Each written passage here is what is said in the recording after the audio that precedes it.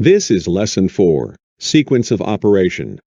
In this lesson we'll go over the various systems in the Turbochef Encore oven and how it works.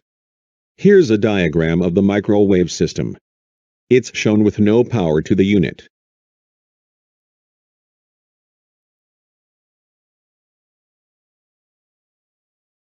When the oven is plugged in, the controller will boot up. On North American models, the unit will recognize the incoming voltage as either 240 or 208 volts.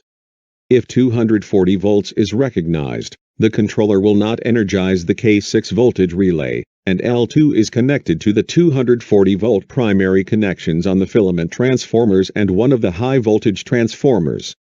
The common terminal on the primary of the other high-voltage transformers will be connected directly. Connecting the high-voltage transformers this way puts them out of phase with each other. The line side of the relays will be powered. If 208 volts is recognized, the controller sends a 24-volt DC signal to the K6 voltage relay and the contact switch.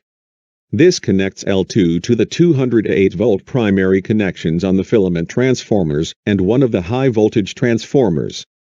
The common terminal on the primary of the other high-voltage transformers will be connected directly. Again, the line side of the relays will be powered. We'll use a 208-volt oven as our example.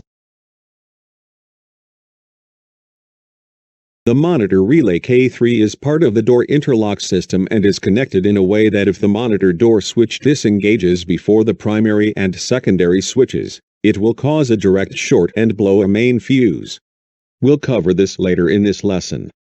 With the unit connected to the power supply and the door closed, the controller sends a 24-volt DC signal to engage K3 so that the contacts move to connect to open terminals.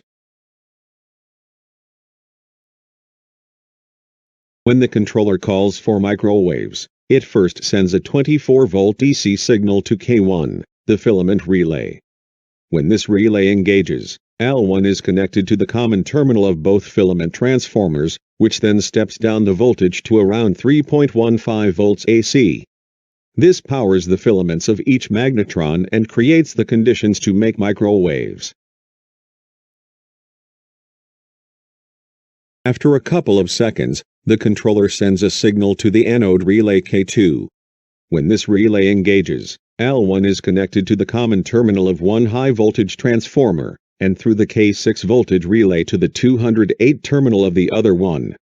If this had been a 240-volt supply, K6 would be in the other position and L1 would go to the 240-volt terminal. With line voltage applied to both primary coils of the high-voltage transformers, 2400 volts AC is applied to the microwave circuits. The capacitors and diodes combine to produce around a negative 4800 volts DC to power the anodes of the magnetrons, and microwaves are produced. K2 also sends L1 voltage to the load side of both poles of the monitor relay K3. With L2 applied to the line side and L1 applied to the load side, in this condition, if the K3 relay coil were de-energized by the monitor switch, a dead short would occur. However, because the primary and secondary door interlock switches will disengage before the monitor switch, the signal to the K2 coil will be cut and L1 will be removed from the load side of K3.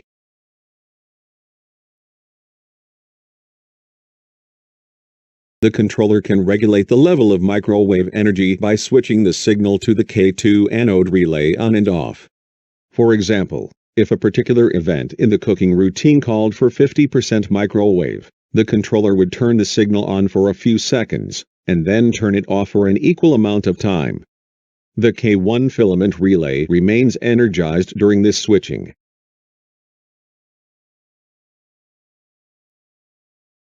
There are two heating elements used in Encore ovens. The top one is used to heat the impingement air, which in turn heats up the cooking cavity and is rated at 3300 watts. The bottom one is an infrared element rated at 3000 watts and is used to enhance browning. The controller regulates the temperature using a RTD, or resistance temperature detector, mounted inside the oven cavity. The controller also regulates the amount of infrared with a separate RTD. As the temperature changes, the resistance of the RTD also changes, and the controller interprets that signal. When the controller decides to call for heat, it sends a 24-volt DC signal to a dual solid-state relay. This allows the controller to decide if both heating elements are needed, such as from a cold startup, or just one to maintain the temperature or when infrared heat is called for. There's a multi-pole high-limit thermostat in the heating circuit that will open at 572 degrees Fahrenheit, or 300 degrees Celsius. This will interrupt the voltage to the heating element if it should trip. The high limit is reset manually by allowing the oven to cool down and pressing the red button on the back of the oven. There's a single blower in an Encore oven. It's a brushless AC switch reluctance type motor. The motor's top speed is 7,100 RPMs and it's rated at 1 horsepower. The blower is controlled by a proprietary controller.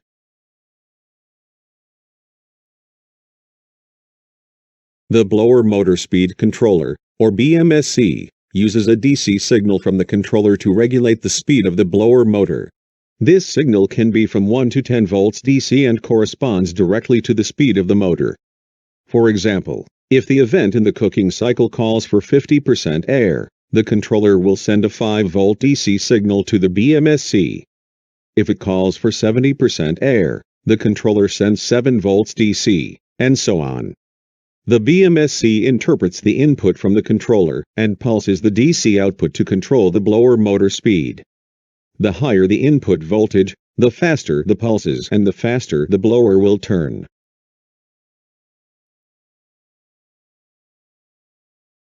The Encore oven has 3 cooling fans, controlled by the controller and the K7 relay, as well as a make-on-rise thermostat located on top of the unit between the diodes, and is used to cool the component compartment. These fans are activated when the microwave circuit is engaged by the K7 relay. They will also be activated when the thermostat sees 120 degrees Fahrenheit or 49 degrees Celsius. These are used to move air through the control compartment to keep the components cool. As the area cools, the thermostat will open and the fans will stop.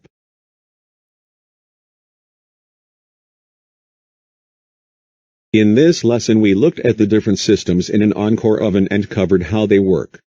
Of course, all these systems work together to give the operators the high-quality, rapid cooking results they're wanting.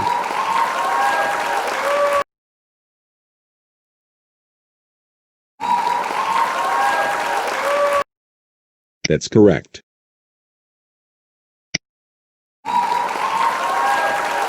That's correct.